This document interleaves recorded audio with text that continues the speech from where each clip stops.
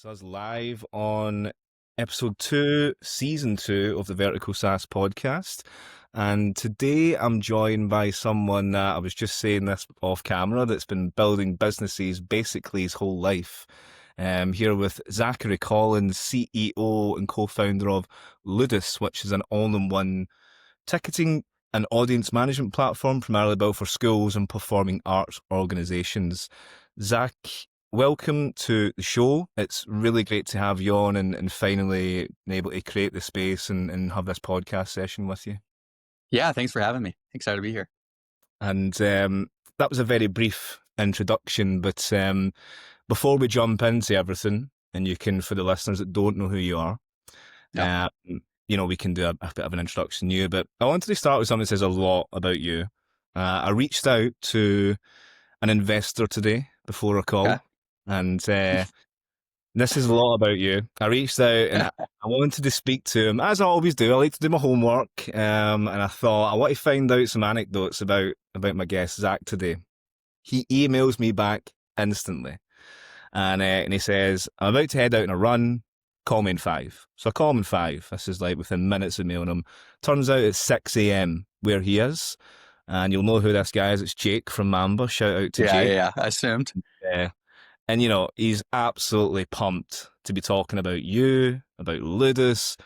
And that alone tells you something. Investors don't take 6 a.m. running calls unless they're genuinely pumped. So I just thought it was a really nice touch. And he also said this, which I love, and you're going to take over now and I'll shut up, but every vertical SaaS success story has that quirky, magical origin story to it. And this you've got as one of the weirdest and best ones. A former high school drama teacher is your co-founder now, and this is how the story began. So let's jump into that. Over to you, Zach. Talk us through the founding story. This is a belter. I love it. Cool. Well, Jake, if you're listening, to start off, also pumped about working with Mamba. They're doing some really, really incredible things. So if you're in vertical SaaS and you're looking for investment, be sure to reach out to Mamba. So our origin story. So where we started, so I guess it's good to understand my background as well. So like early on, I taught myself computer programming. So high school, I built websites and web applications and sold them. Helped start a company out in Portland, Oregon when I was in high school. And so I got a lot of experience early on. And I was also involved with the arts, played the violin. I was part of theater my senior year of high school. And so I got to know the high school theater director at my school. And my freshman year of college, he came to me wanting a simpler way to sell tickets online. So my co-founder, Kevin Schneider, was like, hey, I just want a way for people to go online, select their seats, enter their payment information, and then print their tickets at home. And I was like, okay, well, that's fairly easy. So I built a website with a grid of check boxes to symbolize the seating chart and a PayPal integration at the time. And we went live with sales with that website, and he ended up selling $40,000 worth of tickets to Phantom of the Opera. And right there, me being interested in business, I went to school for entrepreneurship. I immediately saw, okay, there could be a business opportunity. Like if he's selling $40,000 worth of tickets to a show, how many other high schools in the United States are selling tickets? And so that's where we started. We started with K-12, focusing on the high school market, and now we've bloomed into community theaters, performing arts centers, colleges and universities, and many other types of venues and organizations. Nice. And one of the things that also Jake said was that you're one of these classic founders who didn't need to raise capital, entrepreneur his whole life, bootstrapped, EBITDA positive, weathered the COVID storm when almost everyone else in the industry folded and just kept going. So going back to that very high level summary of the business and how it started, like when your former theatre director came back to you in college or came back to you after you left and asked you to build this, probably to do him a favor. Did you feel there was a business underneath it? Or because at the time when you were building Ludus 10 years ago, vertical software wasn't a thing. Like building software for performance arts schools or pizza shops or, cannabis suspension, whatever it is, it wasn't a market that investors were really interested in. So like back then, what were you thinking? Like, did you just build something for the fun of it, or did you think, you know what, there's enough of a demographic here, addressable market that, yeah, I'm just going Huh? to go. Well, I think when it initially started as a side project, it was just being built as kind of like a favor, in of sorts. Like it wasn't built to be a business, initially, until saw like there was a business opportunity. Um, and I early on learned the idea of like riches and the niches, right, or niches. Uh-huh. Um, and so I always like saw the power of focusing on a specific customer type early on, and really honing in on their needs and what they needed in a product that we were trying to build, right. And so it allowed focus very, very early on. um and what's unique about when you do that too is over time, you like, especially once you find product market fit, and you start to realize, okay, like K-12, like high school programs, are very similar to a community theater in the way that they sell tickets. And like maybe on the back end, there's some different complexities and different needs, but ultimately, like, it can continue to scale and go into other segments. And so that's always been a big part of who we are, is just saying, hey, we're building digital tools for arts organizations, and that's still part of like our goal as a company. Like, our part of our guiding principle is to keep the arts organization in mind. Hmm. And product, because again, it goes back to that validation of particularly Hmm. in software when the customer segment is in comparative to horizontal markets super small, and Hmm. you hear a lot or questioning a lot as a founder going to VCs and likewise the other way Yeah. around. Is this a market just worth doing this for? Like, again, as you build blindly for Ludus, you talked about product market fit. I'm assuming product market fit was when you sold 4,000 tickets to the platform.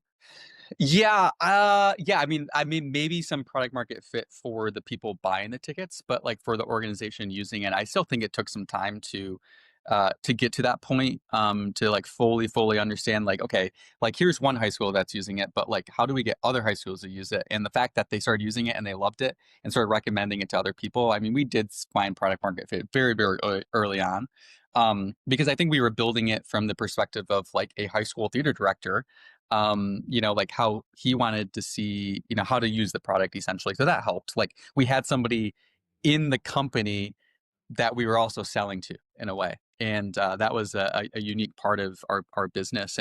But early on, I I had no thought about like raising VC or going to find an investor. Like, we were just building something that was useful Mhm. for our market, for the world.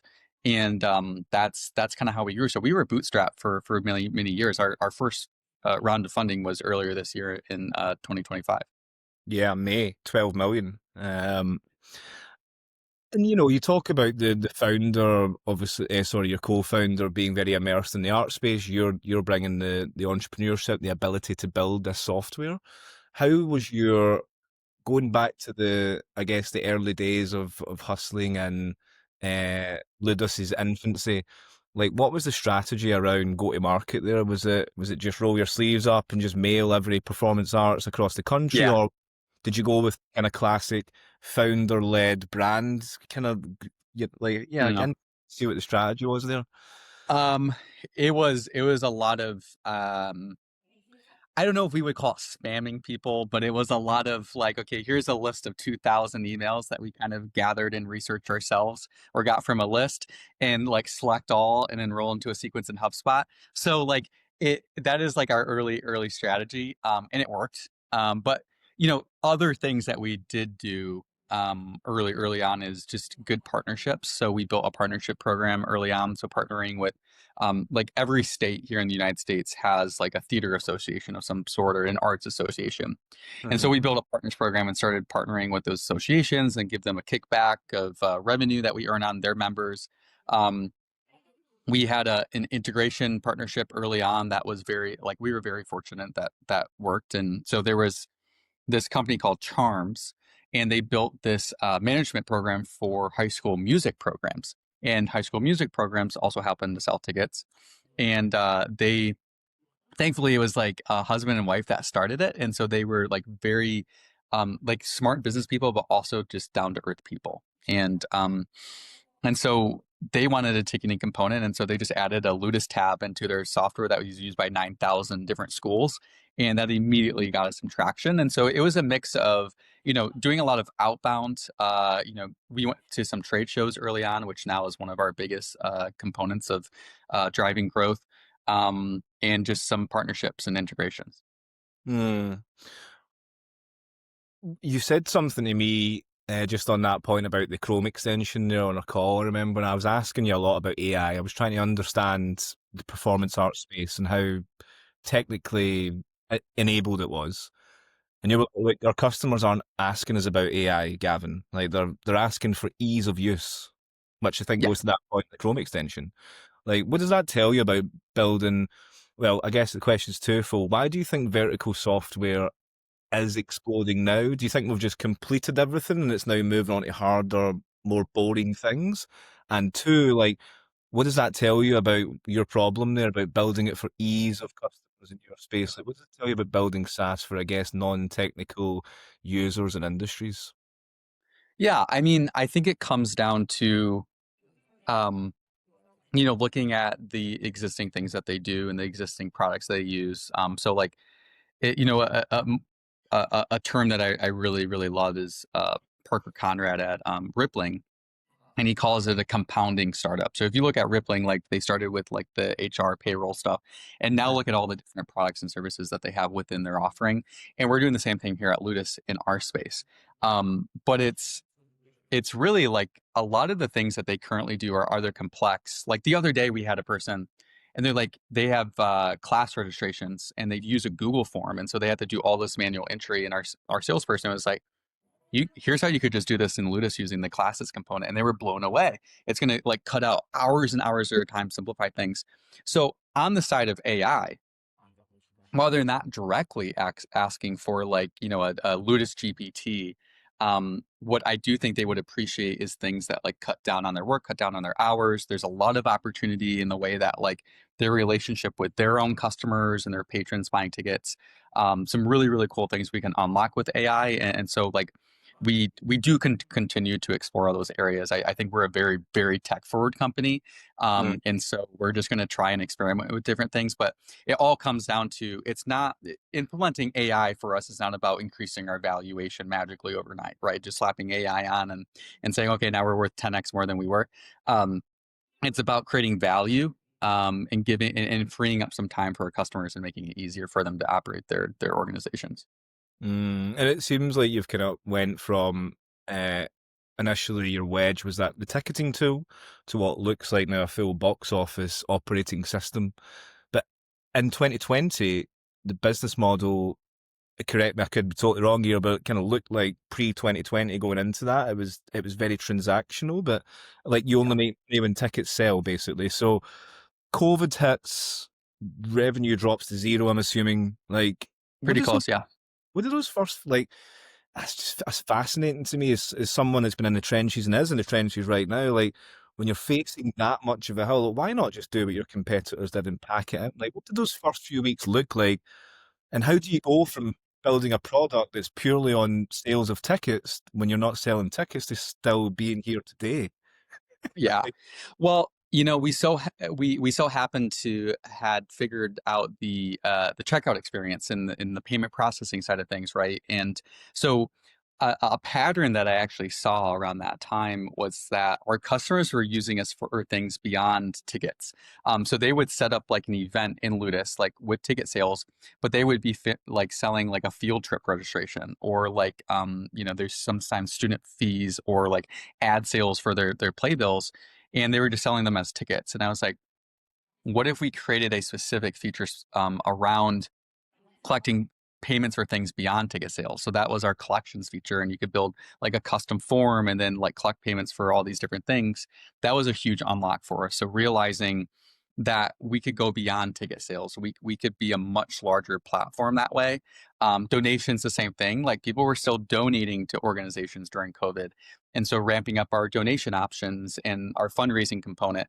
Um, And then also during that time, it's just, creating more customer value to help them navigate that hard situation. Like we came out with social distance seating on our seating charts, which like automatically like socially distanced groups, and we came out with a streaming platform for virtual events, and so it was just adapting to the market changes, and that's just a big part of who we are, is just adapting to change and keep moving forward. I think that from what I interviewing a lot of investors and founders and recruiting for leadership teams for founders, that ability to adapt in those times is really what separates, I think, the cerebral founders from the ones that maybe do bow out in tough times. Like, yeah, your ability to adapt. I mean, you're very technical as a CEO as well, so you can get in the weeds. You were probably coding before a lot of CEOs or non-technical people were coding. Your guy's ability to adapt there is quite incredible.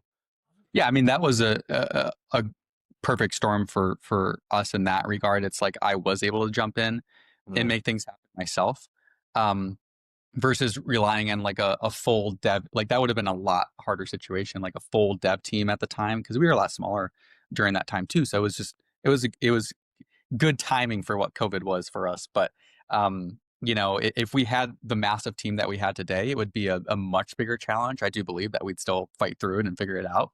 But we were scrappier back then, and so like if seeing the patterns of people using Ludus in ways that we didn't intend, like we were able to quickly adapt the product within like a couple weeks to start selling them a whole different feature built off of the existing backend that we already had.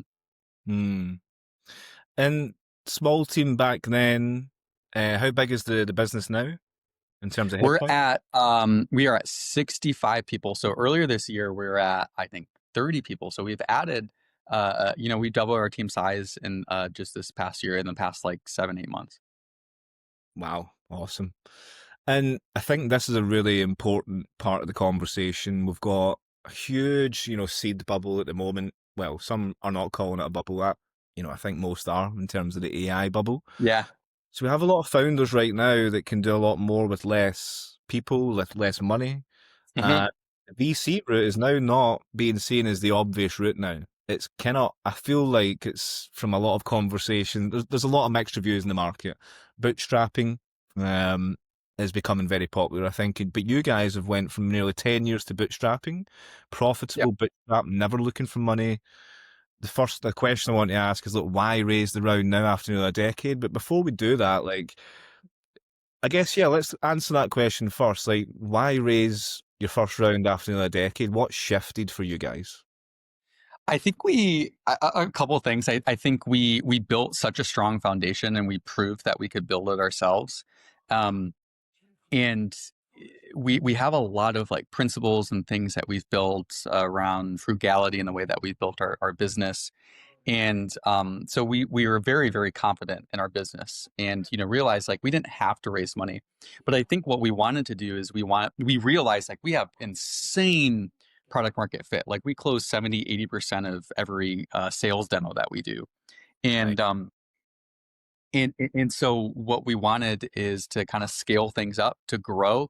And we realized that like, with the existing team that we had, like that number of people, like we could, but it would take, a few extra years. So it's like we kind of wanted to kind of leap ahead, have some additional resources, have some cushion, help retain or help attract talent, put a value on the business, all those things. That was really, really important for us. But at the end of the day, we just simply never found the right partner. We had taken investor calls before. And the early ones were just bad timing, where it's like, hey, we still got a lot more to go as a business. We don't want to give up equity or control yet, because we are profitable. We're chugging along. And then, it came to a point where it's like, okay, it's kind of an interesting idea. Um, and some of those initial calls, we were just like, yeah, like it is interesting, but we don't feel right. And then we get on a call with Jake and Tyler at Mamba, and we're blown away. We're finally like, okay, these guys seem like they understand our mission, our values, our product, our customers, the market. And they see how we can, actually grow our business and give additional insight and resources into our business.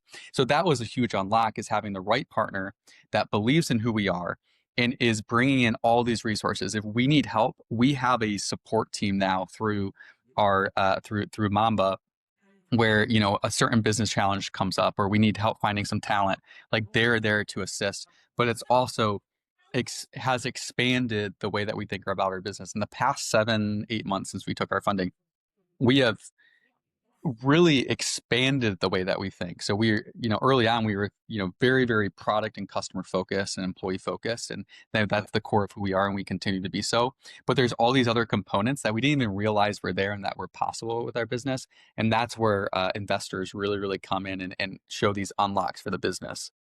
And what's so Mamba, understanding the growth, understanding the mission, the customers, the everything about what you guys do, and Mhm. you need to scale to do what you're doing with a team of 30. It's going to probably take you double the time. You can probably do now in 5 years what was going to take you 10, right? Right. Right. Like, going from 30 people to 65 in 6 months, like, talk about that change and what you felt the most in terms of that growth. Every founder feels a different type.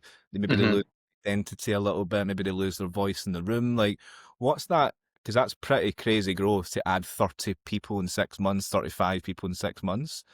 Yeah, talk to us about the change in growth there. Yeah, I think it's been a lot of positive growth. Like our team's stronger than it's ever been before. But the challenges that come with that is maintaining culture and ensuring that all the new people that join understand the history of Ludus and what our values are and where we want to head as a company.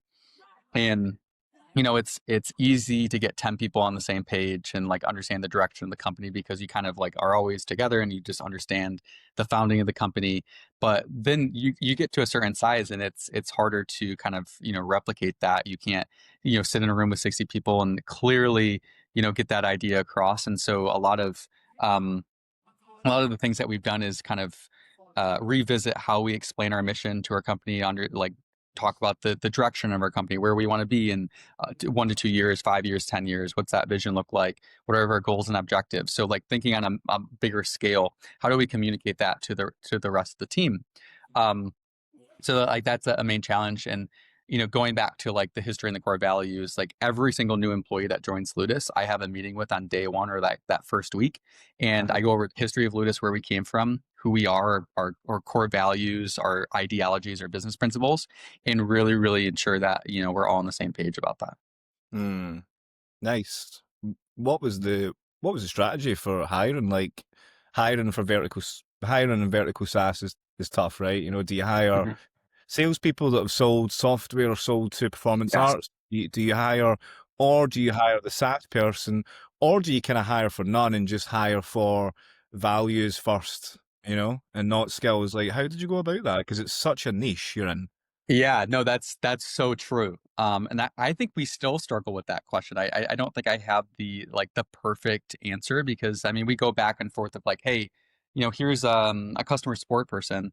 It's a lot easier for somebody to support one of our customers if they've been there, done that, in like a prior role, or like they ran their own theater before or whatever it may be. Um, and then there's also the side of it where you want some fresh ideas, to come into your company. And so it's kind of team dependent. And so like if you look at like the engineering team, like if they're given, some freedom to create and they're given some direction of what we want to build in the product, they need to understand, the customer and have customer empathy, but they also are, developing the product on the back end, right? But on the other side of it, the customer facing roles, that's where it becomes a bigger challenge, because you want people that can speak the language of the customer, because they're speaking in real time to the customers. They're on the sales call, they're on the customer support call, they're on the onboarding team, account management. Those are really, really important roles. And so what we found is having a mix is really, really important. So like on our sales team, we have some people with a background in the arts and we have some people who do not. And so the people who do not kind of learn from those people that have that experience. And that has helped us elevate and lift up all the people on our teams. And then vice versa, right? Like some of the people on our team that have experience in the arts didn't have experience doing sales, and like but the other people come in and they're like, oh, here's the sales experience. So it's really just elevating each other and having these various backgrounds and skills that really have helped us grow and mature as a company. And are you guys in the office every 5 days or hybrid or? No, we are going to 2 days a week starting January. So we actually just closed on a new office building in Ada, Michigan. So we're super excited about that. Um, Have you been but remote? we are. What's that? Have you been remote up until now? Basically what our company looks like is more of a hybrid situation. So we are a product of COVID. So when we really started hiring, it was Yeah. like early 2021. And so, at the time, everything was still pretty much remote. And so we started just hiring, all across the country. And then, in the past year or so, we've also looked at like, the value of being together in person, but also how do you balance the remote team? And so we come up with some really interesting solutions. We have a home base, like a physical office. And we try to create opportunities for remote employees to come in and bond as a team. We try to do activities that involve everyone, et cetera. And so starting in January, we'll have the building to really um, allow us to do that at a larger scale, to bring everyone in the company together. Um, but also like for our local employees, 2 days a week allows us to go into more of a hybrid structure. Hmm. Interesting. I find that even more impressive actually because again, from someone that builds vertical software teams for a living, for guys like yourself and other founders, it's the hiring someone from performing arts, hiring someone from sales, and giving each other that knowledge they need to succeed. Like that's so much easier to do that when you're crossing the aisle in the office. You know, Yes, correct. to pass that knowledge on in a remote setting, like yeah, I Yep. mean, what do you think? What's worked for you guys on that front? Because personally, I find it, and still do find it quite tough to transfer my domain knowledge to my team when we're working remote. I don't It's quite think I've worked something out that we don't have a set day to do it. We don't have a set task or pro. I'm Mhm. still figuring that out, and I think a lot of us still are. Yeah, I mean, there is a lot of value to just the office conversations that you have, or that you pick up on. Like we've, in the past struggled, and we've built a lot of great new processes to help with this. But like with remote employees, getting their knowledge growth of the product and the company when they're remote versus if they're sitting next to somebody who's on the engineering team or on the customer support team, and so we've seen a lot of growth of just people in person, having those real time conversations, and that's kind of where we started. Like the initial, like four of us early on, two of the people had little experience in like ticketing and box office and stuff, but they are so extremely knowledgeable because what happened is we were just in a room together, and a customer would write in, and we'd all be chatting about it and figuring it out together, and it's a different type of energy, and that has that definitely contributed to a lot of like early employee growth, um, and so now it's for our remote employees, like how do we give that same opportunity to them, and so we find ways to bring them in either in person or have more like remote opportunities to jump on calls, great use of Slack channels and internal communication, stuff like that. hmm hmm And then another question I wanted to ask on the tech side of the business, engineers that you're hiring, that you must have hired, and I'd imagine a lot of the investment went to some of the money in the hiring that you've done in the past 6 months. Engineers were a big part of that. Did you find that I always find as well in vertical software, someone that's placed about 1,000 engineers over his career, and being myself, when you are searching on behalf of the founder and reaching out for really niche businesses like Ludus and others, Mhm. it can be super tough. It is super tough to attract top engineering talent because it's maybe not as shiny and as sexy as like your Yeah. horizontal AI play. Like, talk to me about how hard it was to hire engineers, or maybe it wasn't, but I find that part generally just tough across the board for a lot of vertical SaaS businesses. Yeah, it's what's interesting about our business is we have a consumer side of our business, and a lot of our engineers, when we would ask, "Hey, you should search your email to see if you have an email from Ludus," they had an email at one point because they bought tickets through Ludus through somewhere, and so they're aware of Ludus in some form, just due to the consumer side of it. But yeah, 100%. Like it's definitely. I mean, yeah, like okay, you go work at Google or you work at Ludus, right? Or go work at OpenAI or go work at Ludus, right? And it really just depends on the type of engineer. I think what's really interesting about vertical SaaS is that you're able to um, maybe not necessarily work on bigger problems, but you're able to work on bigger features, have more ownership Yeah. over like the product, see your things out in the wild. You didn't just tweak a button on the Google homepage, like you actually like built a feature that people are using. You can see how like they're using it and they're giving the feedback in real time. So there's more of that like the a smaller, faster feel to it. I think that's a big part of it. So it really just comes down to like the values of the engineer. Like there are they're just I think those are two different types of engineers, really. Yeah. And I Yeah. think that you're higher. You've got, I think, in these segments that you're operating in, which things like performance arts, pizza shops, as I say, we mentioned earlier, flooring, all these, they're now becoming problems that engineers want to solve because I just think, yeah, to your point, like they go in and operate in these low agency, low autonomy, low impact roles for these big Yeah. logos, and they get no self satisfaction at the end of the day. They go home, they clock out, and they clock in. Whereas with you guys, they've got high impact agency and a chance to get their product out into the world, as you're saying, on a daily basis using it. It's a no, but Exactly. have to hire Exactly. values for those engineers, though. Yeah, Yep, exactly. And I mean, like I always tell our team too, like we actually do make a difference for our customers. Like the product that we're building for like an arts organization, a nonprofit, yeah. the things that we're offering them at the in the pricing model that we do, it's very, very impressive. So like we do have an impact on our communities. It's a different type of impact than like an open AI, for example. Yeah.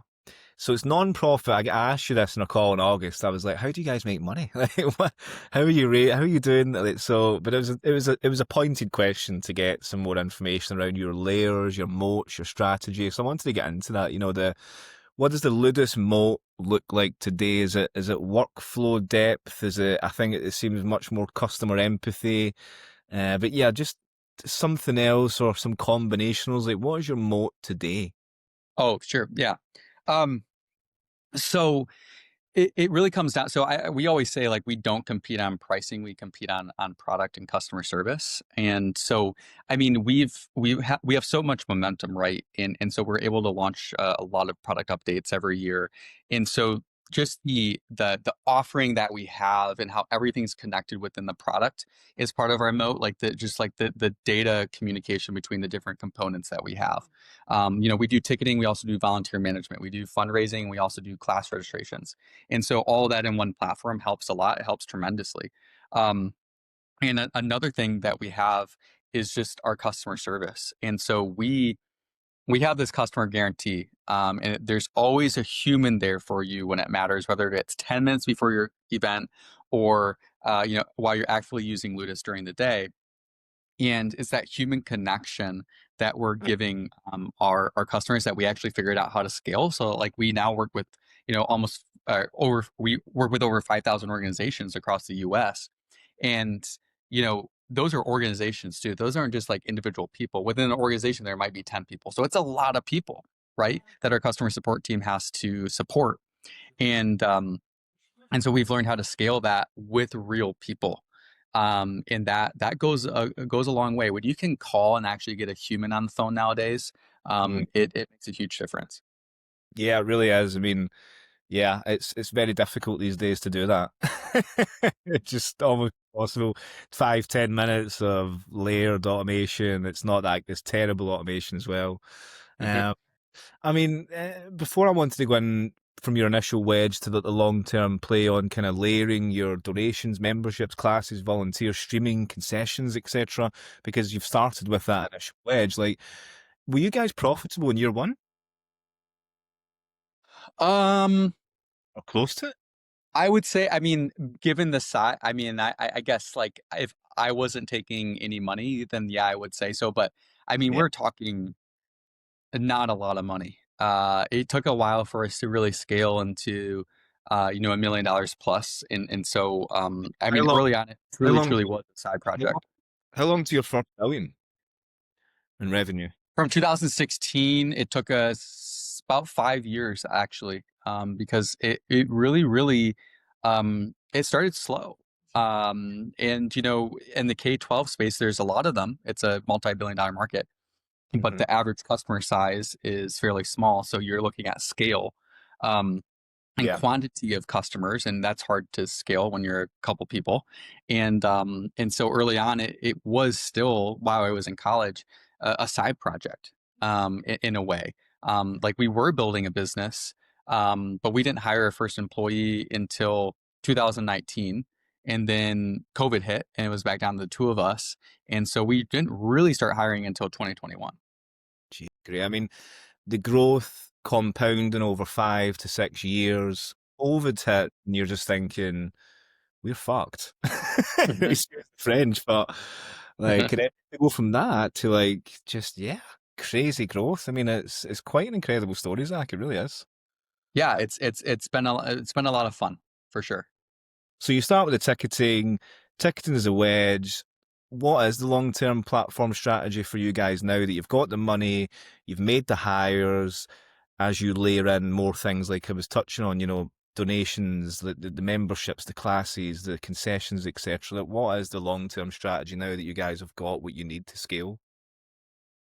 It comes down to, I mean, our current focus is especially around like product and company maturity. Hmm. And so we're looking at how can we improve and grow upon our existing foundation, our existing core features.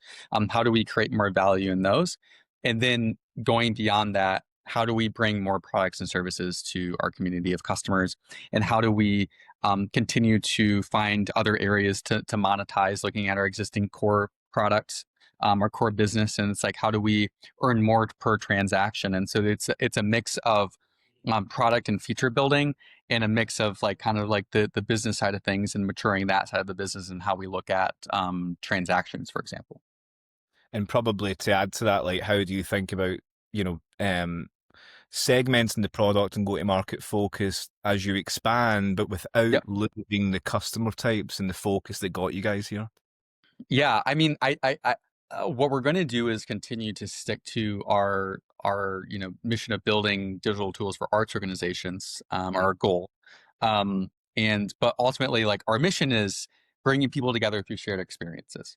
And so that kind of tells you like kind of what we're focused on as a business. Like we want to build tools to make live experiences possible for arts organizations. And so as we continue to expand, right now we're focused on K-12 community theaters, performing arts venues, some concert venues, um, dance studios. There's a lot of segments just within this part of the market that we can continue to expand into. And then eventually too, I mean, it comes into like the question of, do we expand internationally? What does that market look like? But just where we are right now, the United States market is a $6 billion plus market, and that continues to grow. And that's just our current segments that we're focused on. So there's so much opportunity where eventually we'll be talking about a $10 billion plus market. I mean, the UK has got to be one, right? UK has to Yeah, be one. but it's a different market dynamic. I mean, the way that they operate, and do ticketing within like schools and community theater is different than the United States. We have 20,000 plus high schools in the United States with an arts program. So, what was this is probably should have been the start of the conversation, but just because you've said that, like, what was how was it different from the UK? Because we have such a mature, vibrant arts, or you look Mhm, at London, for example. I mean, it's like one of the mhm. mecca. But like, how are you guys doing it differently? How is it so inefficient? And the question that keeps coming back to me is like, why didn't someone build this before you? Like, or if a big, well-funded player decided to tomorrow to do this, like, what would they underestimate about the market? You know, like what? Yeah, Where? yeah. So I guess I'll start with like the UK US question. Yeah.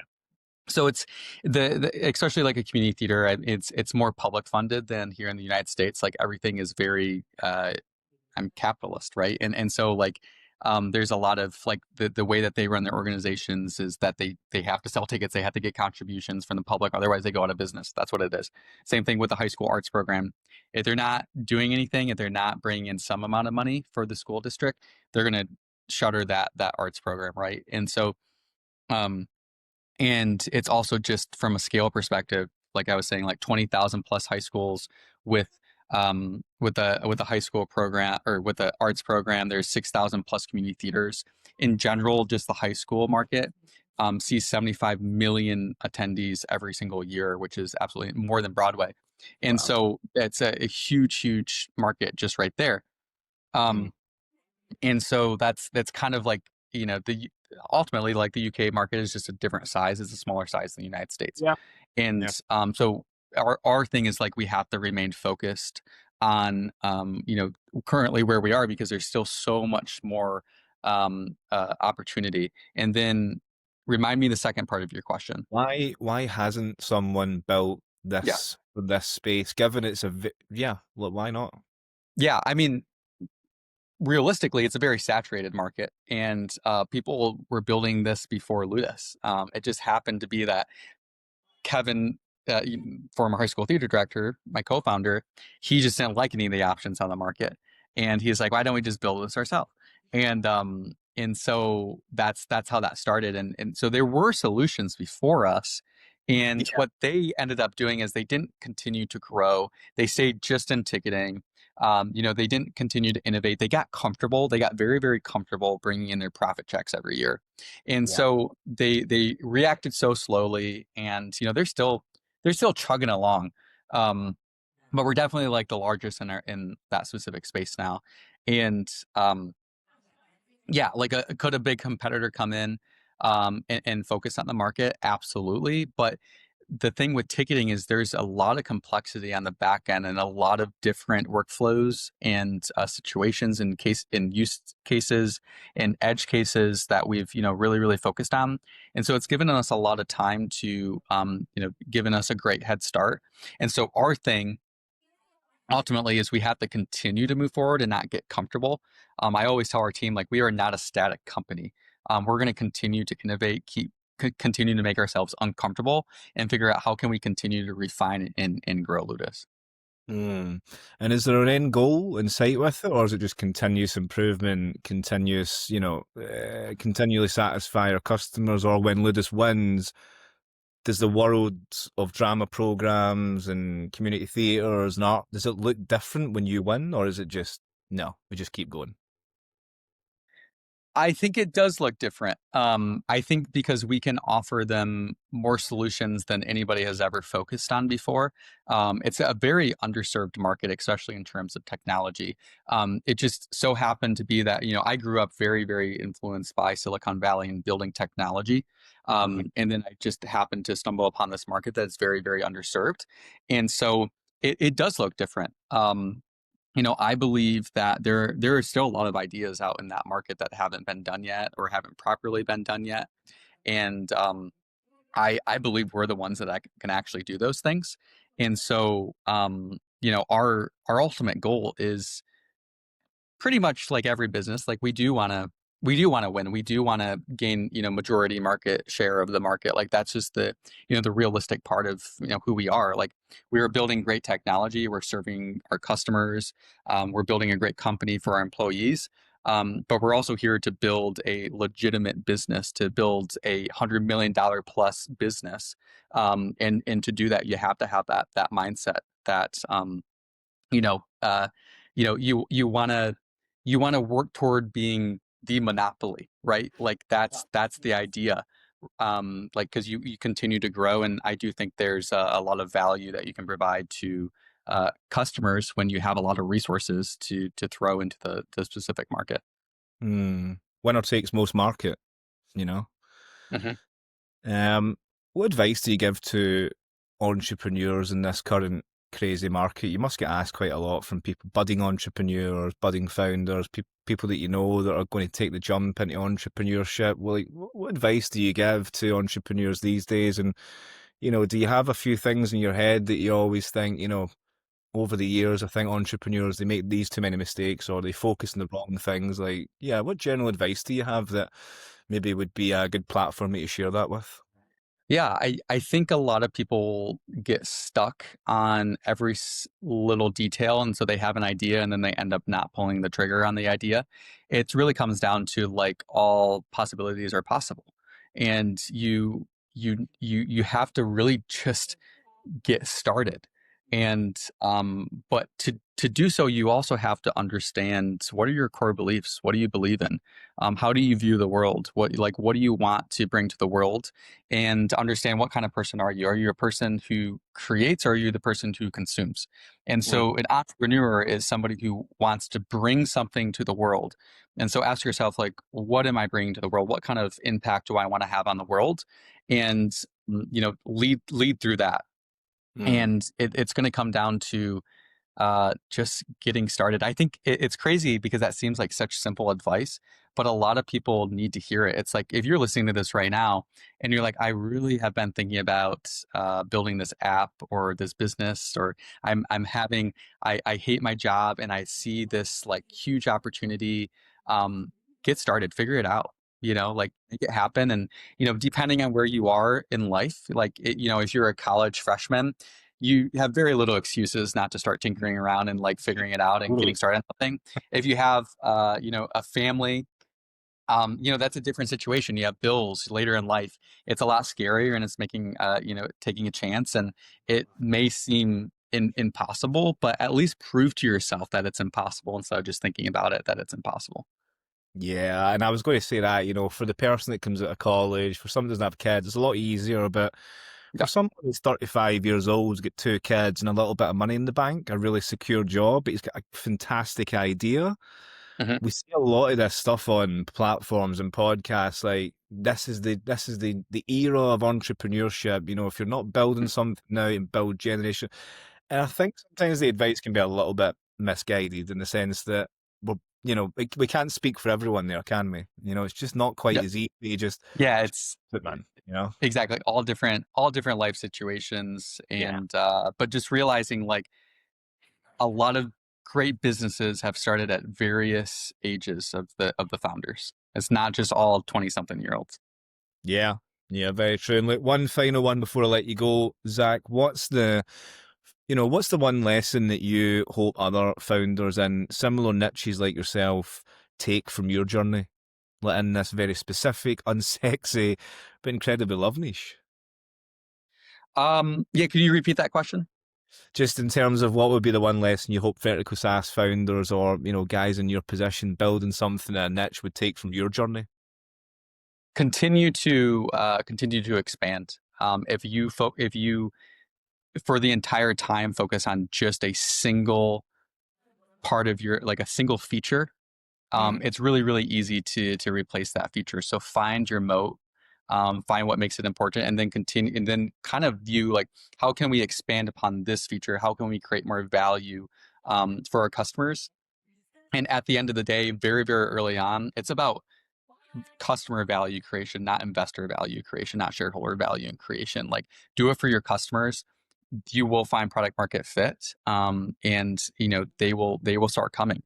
And then expand. Don't wait too long. Like, don't expand into like a random area that's going to be a distraction to the business. But if it complements that core feature, start to explore that and create more value for your customers.